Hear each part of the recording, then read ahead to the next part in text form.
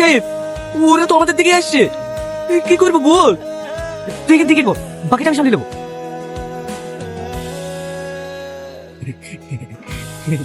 আমি রনিকে কিছু শিখাইনি, আমি ওকে যেতে বলেইনি।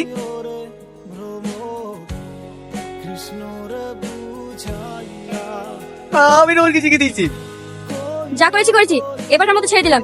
রোহনের প্রত্যেকটা ইনফরমেশন আমার টাইম টাইম চাই। আর যদি না পাই, ঠিক আছে ঠিক আছে, তোমার একটা মিস হবে না।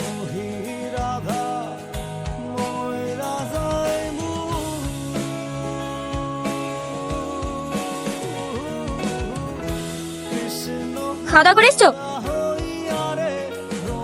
মুখে কোনো কথা নেই? হ্যাঁ খেয়েছি, তুমি? হ্যাঁ খেয়েছি। হাতটা দাও। হ্যাঁ, হাতটা দিতে বললাম।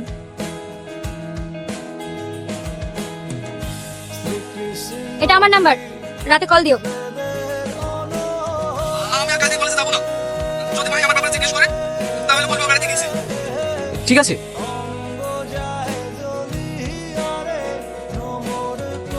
রোহন কাকি কলেজে যাবো না বলে বল। ঠিক আছে, আমি দেখছি ও কলেজে আসে কিনা। আছি আছি। ভালো আছি খালাম্মা? হ্যাঁ ভালো আছি, কিন্তু তোমাকে তো ঠিক চিনলাম না। আমি মাহি, আপনি আমাকে চিনবেন না। আমি আর রোহন একই কলেজে পড়ি। রোহনকে কলেজে যাওয়ার জন্য ডাকতে এসেছি। হো, ভেতরে আসো মা। রোহন, রোহন কে এসেছে দেখ। কে মা? তুমি এসছো? কল করোনি তো? আমার ফোনে রিচার্জ শেষ তো, তাই ভাবলাম একবার ডেকে নিয়ে যাই। ও এখনো রেডি হয়নি যে? দেরি হয়ে যাবে না? হ্যাঁ যাচ্ছে। তুই কলেজে যাবো না বলি যে? কখন বললাম যাবো না? হে বাবলের কথা। মা তুমি বসো, আমি তোমার জন্য চা করলে আসি।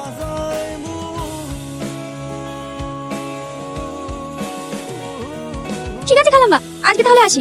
সাবধানে যাবা, হারাবাড়ি পাগলটাকে একটু দেখে রাখবা।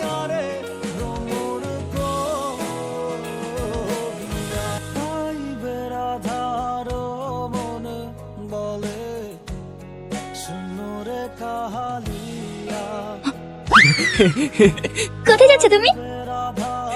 কোথাও না। আসো।